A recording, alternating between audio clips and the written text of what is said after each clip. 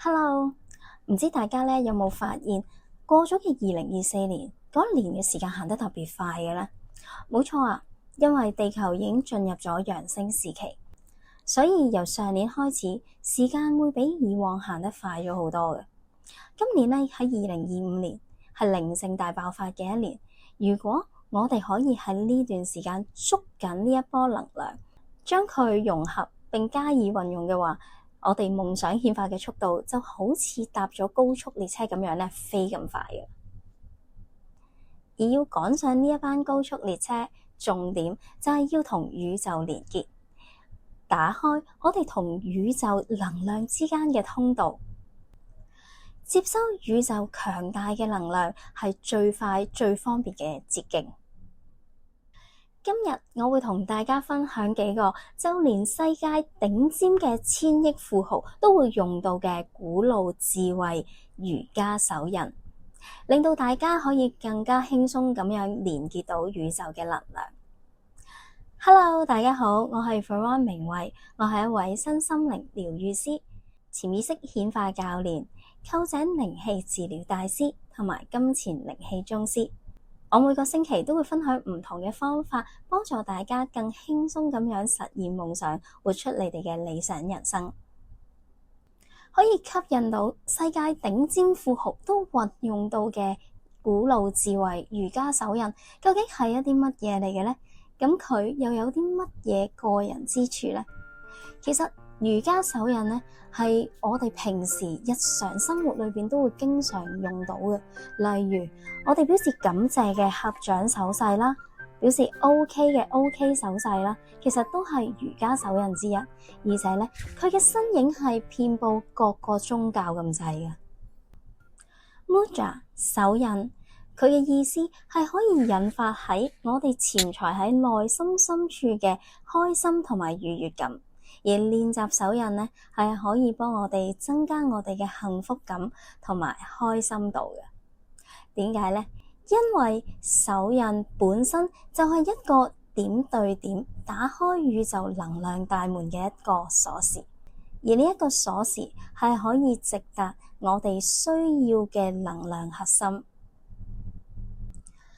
今日我要同大家分享嘅3個手印呢，非常之簡單。不論時間、地點、年齡，每日只係需要10至15分鐘，你只要有手咧，都可以做到噶啦。世界上有超過399種嘅手印，當中108種咧係我哋常用嘅。有咁多種唔同嘅手印，我哋點樣揀先可以揀到一個適合自己嘅手印呢？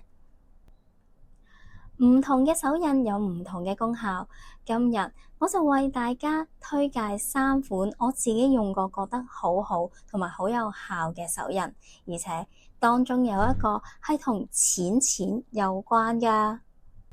第一個手印就係 Kali Mudra 卡利手印。卡利喺印度神話裏邊係一個無畏同摧毀嘅女神，佢擁有非常強大嘅力量，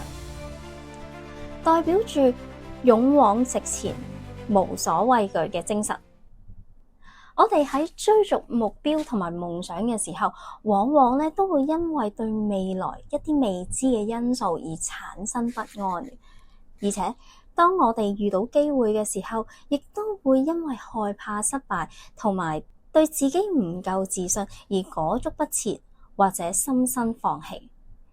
卡利手印喺呢個時候就可以俾到我哋勇往直前嘅精神，佢亦都可以幫助我哋排除一切導致我哋產生壓力啦、焦慮啦同埋抑鬱嘅因素，協助我哋消除呢一啲負面嘅想法同埋情緒，將光明引入去我哋嘅生命，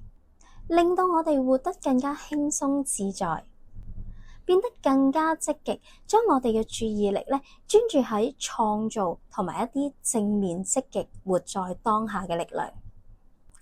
卡利手印有一個好好嘅特點就係佢可以快速咁樣幫我哋清理負能量同埋氣場。咁只要你覺得內心或者有一啲諗法上你開始變得負面啦，有啲消極啦，或者你身邊出現咗一啲令到你好唔舒服嘅能量咧，我哋都可以即刻咧去做呢一個卡利手印咧，去清除側邊咧一啲唔好嘅氣場嘅。卡利手印點做咧？卡利手印非常之簡單。我哋只要咧將隻手合埋啦，然之後咧尾指至到中指咧嘅手指翹埋，然後食指貼住，手指向上，手指公亦都係翹住，就好似咁樣啦。係咪覺得呢個動作好熟口面咧？如果你有睇開日本漫畫咧，尤其是蠟筆小新咧，你一定見過呢個手勢嘅，係咪？但係千祈唔好做嗰個動作。係啦，咁樣。咁我哋咧就係保持手指呢一個形狀就可以啦。而卡利手勢咧，佢比較特別，我哋係有3個位置可以擺嘅。咁第一個位置咧就係同心臟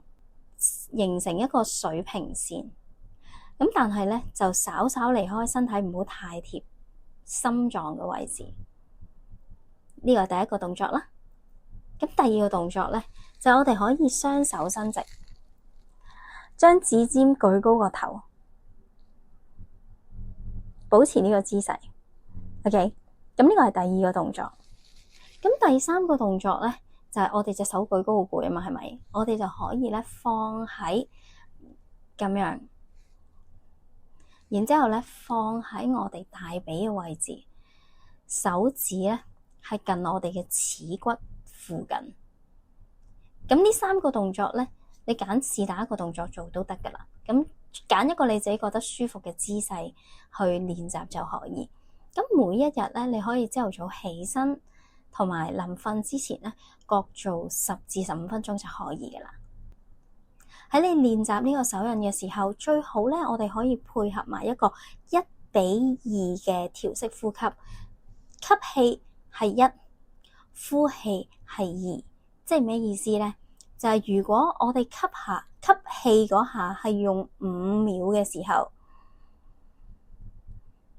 我哋呼氣就要用10秒啦。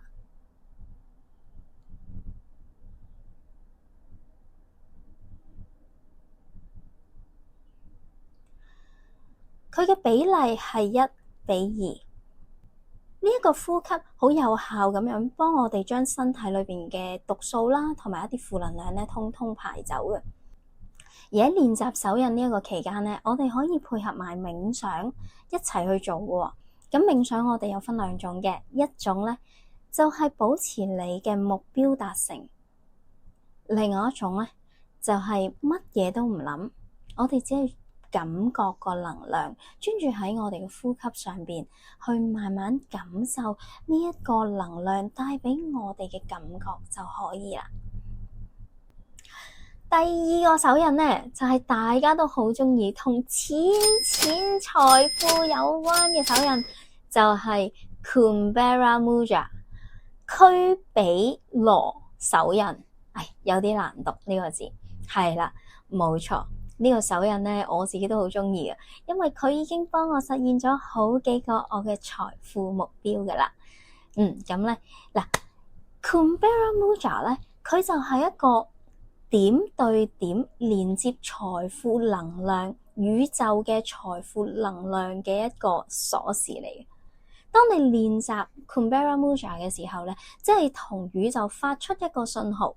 話俾宇宙聽，我今日咧，我係要專注喺財富同錢同成功有關嘅能量上邊。所以宇宙咧收到呢一個信號之後，佢就會動用一切嘅資源咧，去成就你嘅目標同埋夢想噶啦。Kumbhara Mudra 又係一個好簡單嘅手印嚟嘅，我哋咧對手打開，跟住咧中指、食指同埋拇指咧指尖貼合，無名指同尾指放咗喺手指公嘅根部，係啦，就係咁樣，就係咁樣。OK， 非常簡單，我哋2隻手都係咁做。OK， 咁然後將佢咧放喺我哋嘅膝頭哥上面。做10至15分鐘冥想或者專注呼吸，佢嗰個做法咧，同 Kali Mudra 一樣，都係朝頭早同夜晚臨瞓之前做一次。咁但係呢個 Mudra 咧，我會建議大家最少連續做7日，因為咧去到7日左右啦，其實你會有一啲嘢發生，同埋你會睇到一啲改變嘅。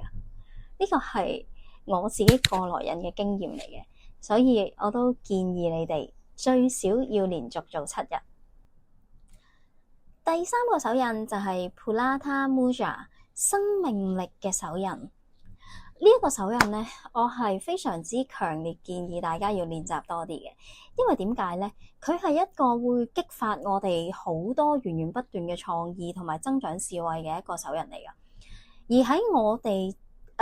達成我哋嘅目標啦，或者我哋創業做生意啦，甚至乎係想我哋喺人生再增加一個高度嘅時候，再上一層樓嘅時候咧，其實創意、靈感同埋智慧咧係缺一不可嘅，因為呢啲全部都係同創造有關嘅嘢嚟。咁所以呢一個手印咧，我係非常之建議大家一定要多花時間去做練習嘅。我哋好多時咧，面對一樣嘢嘅時候，你個人會好容易緊張，或者我哋平時生活壓力大啊，工作壓力大，我哋或者係面對一啲生活上嘅事情，都會產生一啲壓力，瞓得唔好啦，或者個人咧經常好緊張啦，我哋個腦咧係咁轉，停唔到咧。生命力手印咧係可以幫助我哋放鬆大腦嘅神經啦，令到我哋嗰個好急速嗰個旋轉咧係會緩慢翻落嚟，令到我哋處於一個平靜嘅水平。咁有咩好咧？第一，我哋瞓覺會瞓得好咗啦。第二咧，我哋緊張嘅情緒咧係可以得到舒緩同埋放鬆啦。咁個人咧先至會有空間可以接收宇宙嘅訊息啊。個人大腦會變得更加清醒同埋靈活啦，專注度咧可以高度提高嘅，同埋佢係可以幫我哋激發好多唔同嘅靈感嘅，而且咧。我哋身體嘅能量咧，會因為唔同嘅因素，令到佢會有阻滯啦，或者停頓，行得唔好嘅一啲時候啦。生命力手勢咧，生命力手印咧，係可以幫我哋咧打通翻呢一啲阻塞同埋停滯嘅能量，令到佢咧回復翻平衡，慢慢咧正常咁樣流動翻嘅。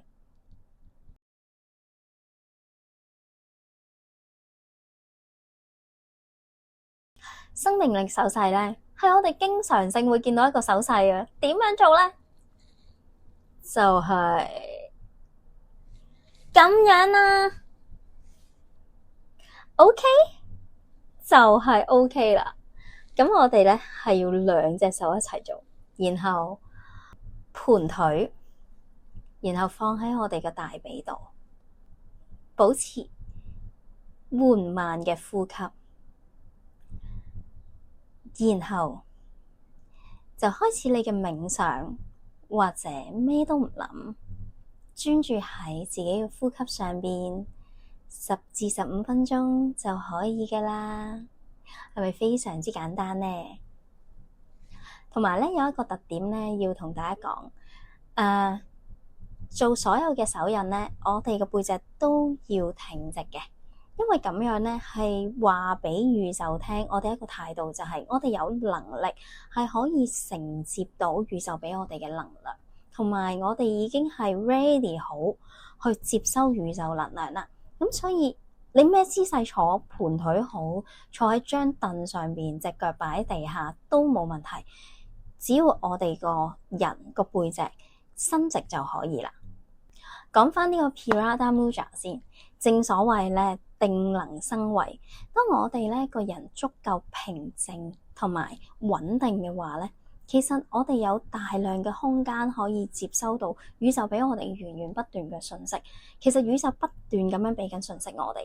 但好多時咧，因為我哋個腦太亂，好多嘢諗啦，亦都將嗰個注意力咧聚焦咗喺另外一啲生活嘅瑣碎事或者一啲唔開心嘅事上邊咧，就令到宇宙俾我哋嘅信息，我哋係聽唔到啊，完全聽唔到。咁所以練習生命力手印咧，係可以幫我哋咧清除咗呢一啲咁嘅雜念啦，然後咧就可以接收到宇宙源源不斷俾我哋嘅信息啦。你可以講話係靈感啦，